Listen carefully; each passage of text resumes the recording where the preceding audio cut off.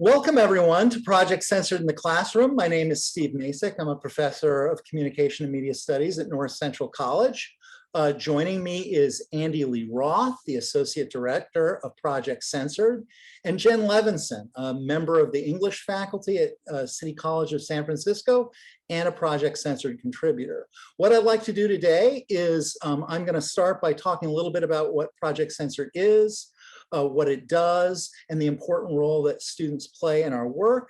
Then Andy is going to discuss what we call the validated independent news story assignment, which is kind of the main way that students are involved in our work. And he's going to walk us through the nuts and bolts of that assignment.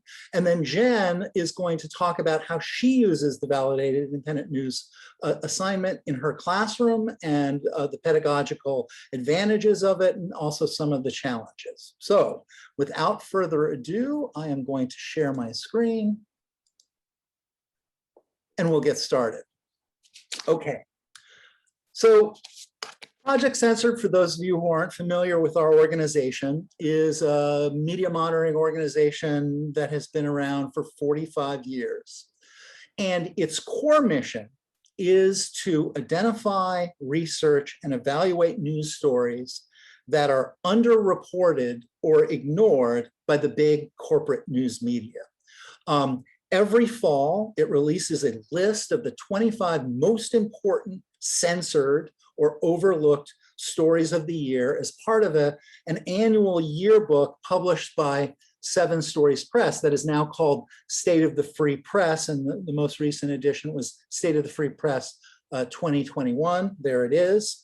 And you can see on the screen here the top 10 of the top 25 list from the past year. The first story was Missing and Murdered Indigenous Women and Girls. Number 2, Monsanto Intelligence Centers target journalists and activists. Number 3, the military is a massive contributor to the climate crisis, et cetera, et cetera. If you go to our website, projectcensored.org, you can see all of the top 25 stories.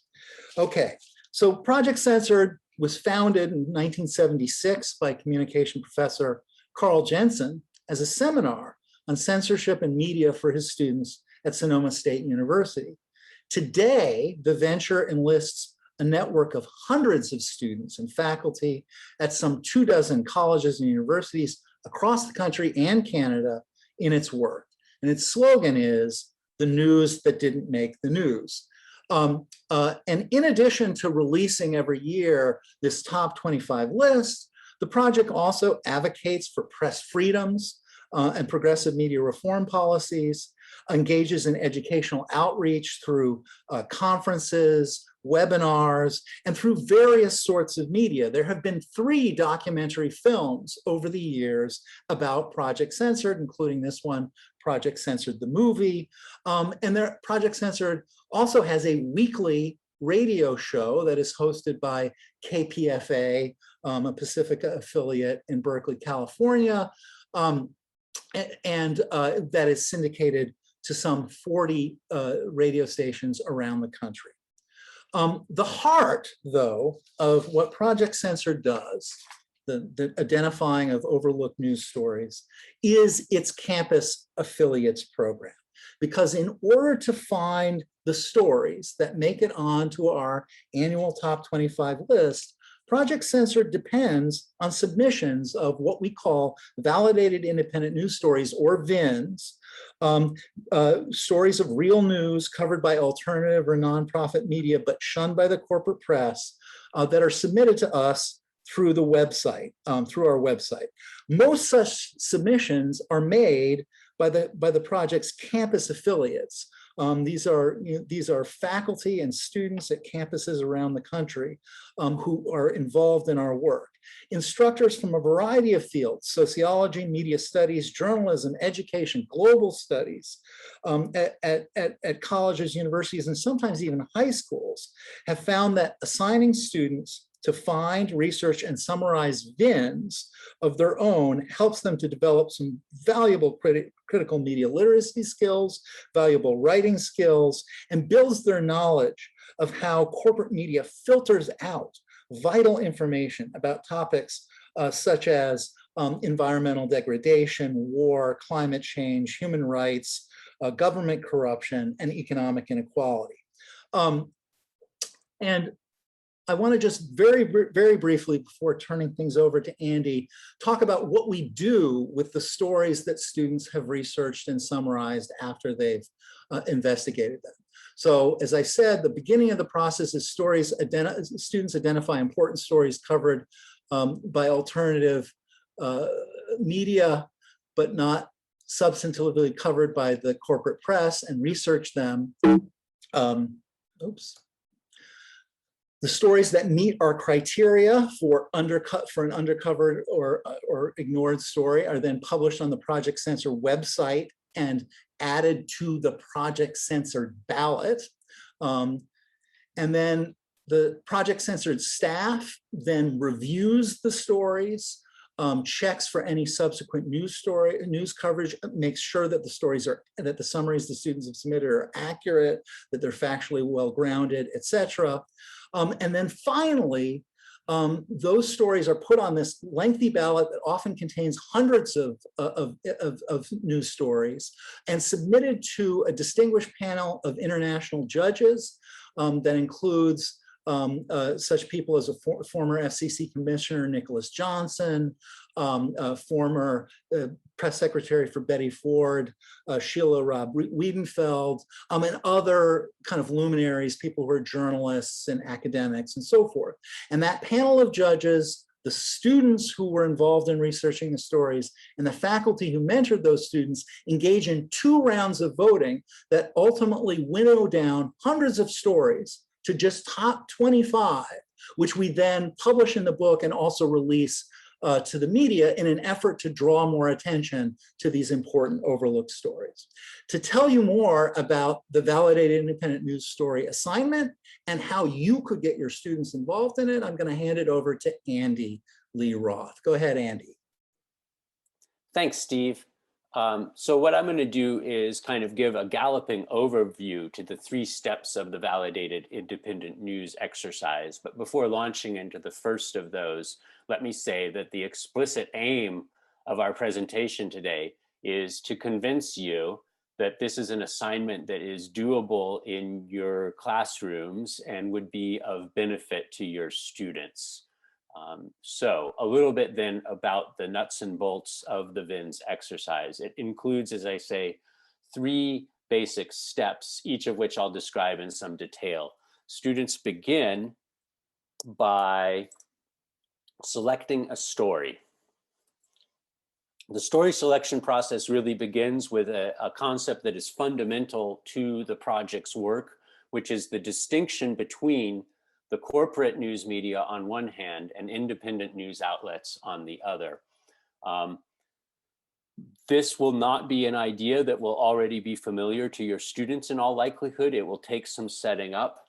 There are resources on the Project Censored website, projectcensored.org, that include a listing of independent news links.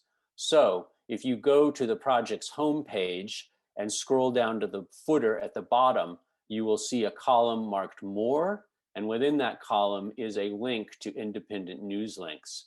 Clicking on that will take you to an extensive list, an extensive but not exhaustive list of independent news outlets.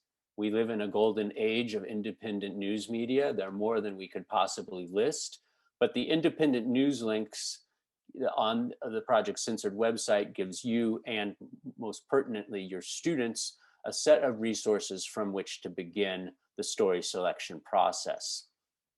I would add here that when students have questions about whether a news outlet is a corporate news outlet or an independent news outlet, those end up being incredibly fruitful and productive discussions. In my classrooms, when students would raise that question, as they inevitably did, about some specific news outlet, we would use resources at hand to often a student with a smartphone or a connected computer going to look up who owns name of news organization. That gets students into a bit of what we would think of as the political economy of the news media, how ownership shapes news organizations and the work they do. So that's a beginning point, and right away you can see we're deep into critical media literacy issues and also critical thinking skills. We're comparing and contrasting. From there, once students have found an independent news story, a story reported and published by an independent news outlet, we're then beginning to look at the timeliness of the story. This is, in some sense, not quite as complicated an issue, but since the censored yearbook comes out every year, and we want each year's story cycle to be fresh, the current submissions for the next year's cycle should be no older than March 2021.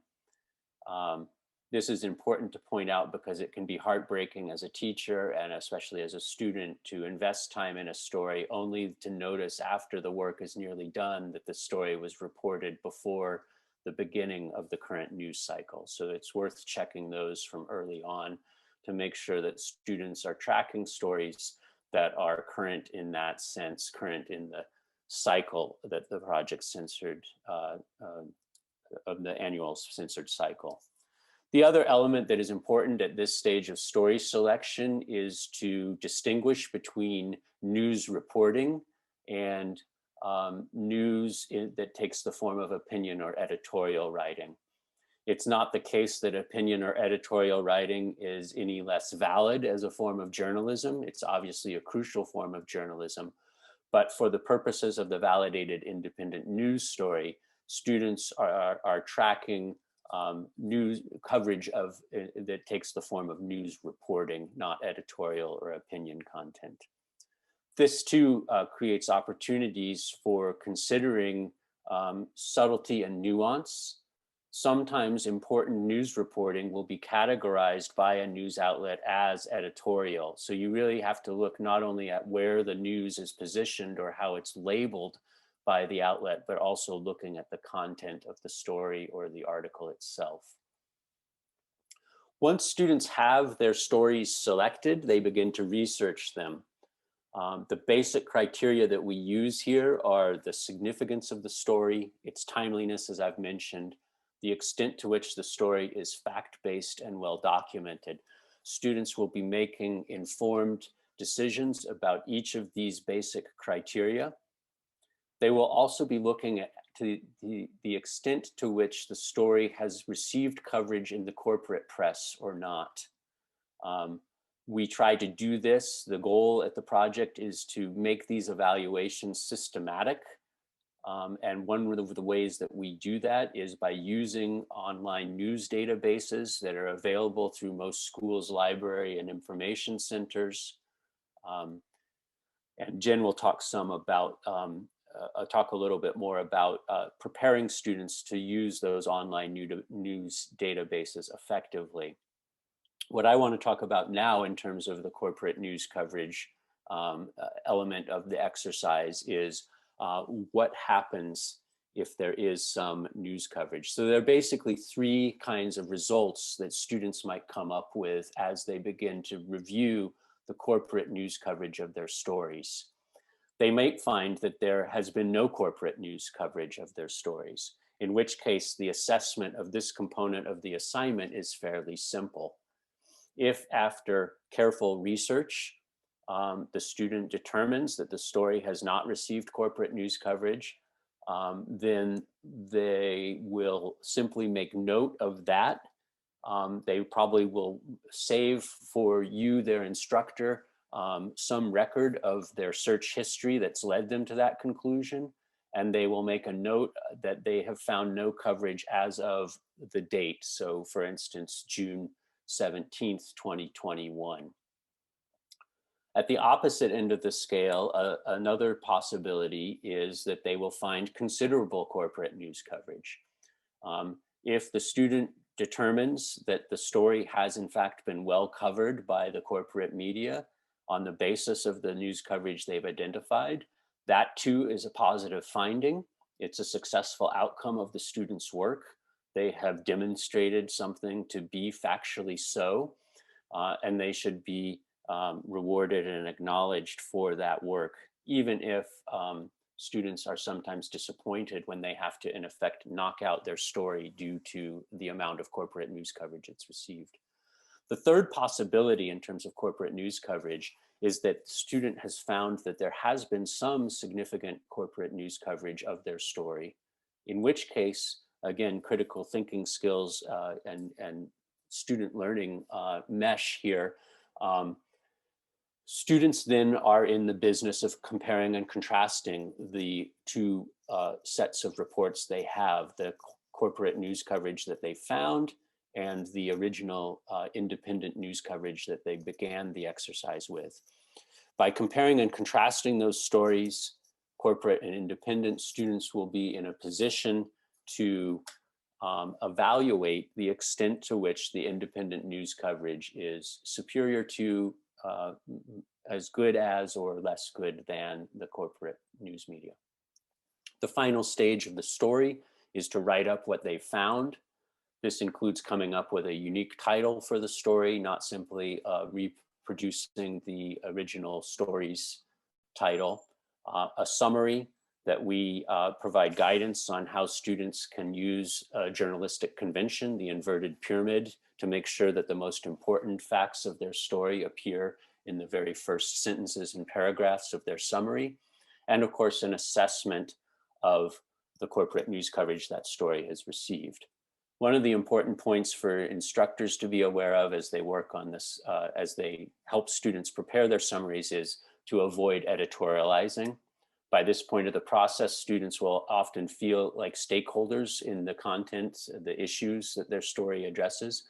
They might be inclined to editorialize about that. We really try to keep these summaries fact-based and specific in that regard without editorializing. Finally, the summary includes references to all the stories, whether the independent sources or corporate news coverage. There is a kind of cookbook how-to chapter about this that provides much more detail than I have been able to offer just now. If you either email me, andy@projectcensored.org, I'll be happy to send you a PDF of that. You can find it, the chapter I'm talking about, in the book Media Education for a Digital Generation by our colleagues, which was edited by our colleagues Julie Frechette and Rob Williams. There is also a digital version of that online at the Global Critical Media Literacy website, gcml.org, is part of the Literacy Educators Resource Guide. And I think Jen will actually end up talking some about how this assignment gives students a voice beyond the classroom. So I will at this point turn the presentation over to Jen Levinson. Okay. Thank you so much, Andy. I'll go ahead and share my screen. There we go. Okay, so I'm Jen Levinson. I've been teaching the VIN assignment in my English 1A class at City College of San Francisco. And I've had students publish their VINs now in 2 yearbooks, the 2020 and 2021 Project Censored yearbooks. So I love this assignment. I'm hoping to inspire some of you to try it in your classes as well. So as an English teacher, this assignment really works nicely to further many of my pedagogical goals. So first of all, it encourages students to read widely.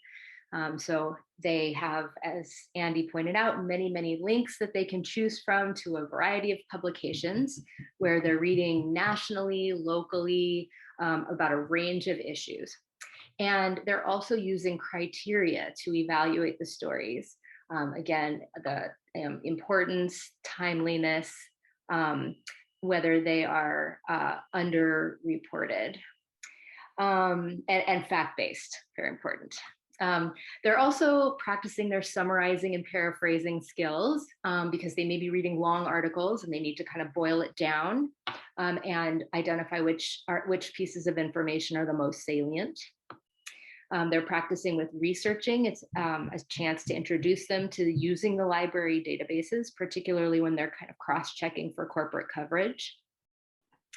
Students are comparing and contrasting, and exercising their critique muscles, looking not only at what's there, but what might be missing from a particular news report.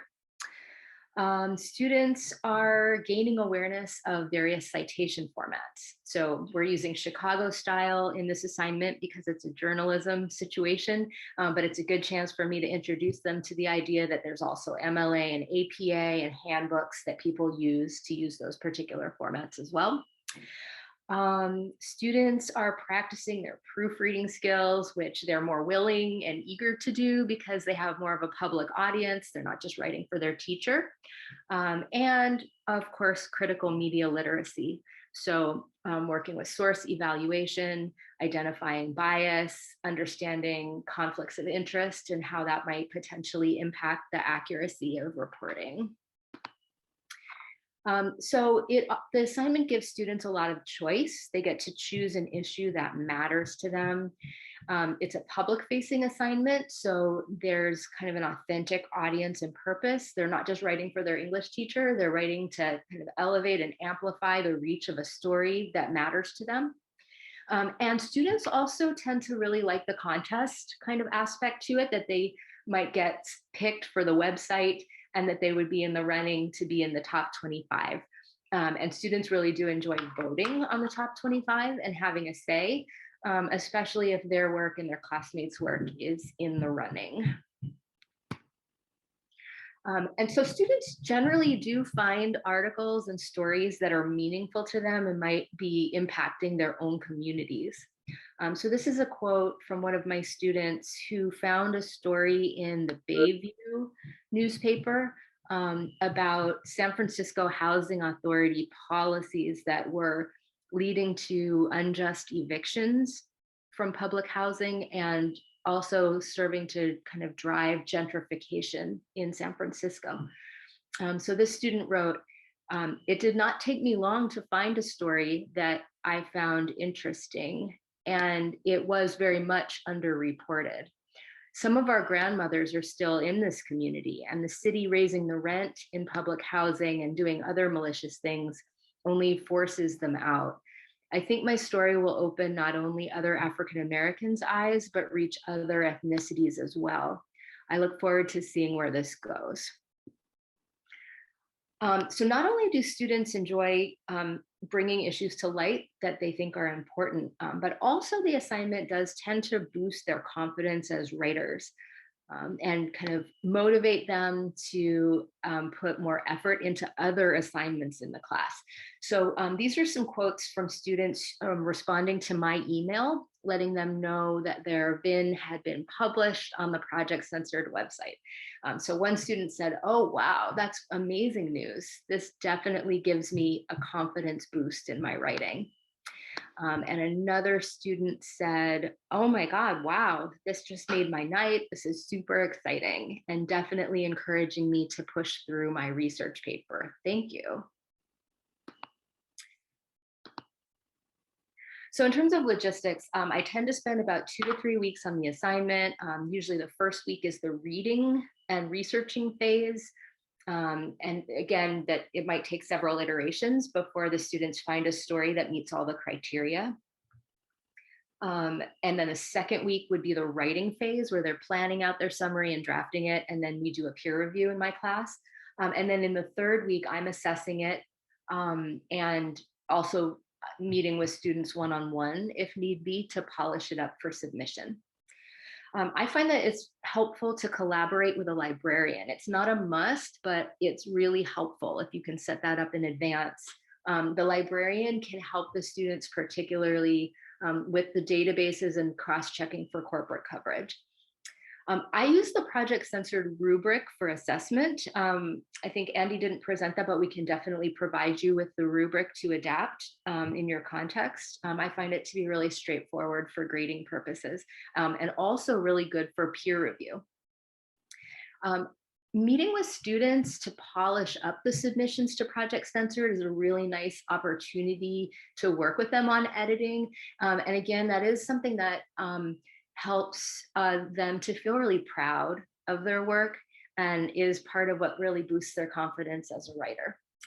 And then if you're not submitting your students' spins to Project Censored, you might consider other ways that students could share their stories with others, because the chance to really bring these stories to light and to the attention of a wider audience is really one of the important aspects of the assignment. So whether it's a display in the school or social media campaign or a class website, just some opportunity for students to share the stories with others.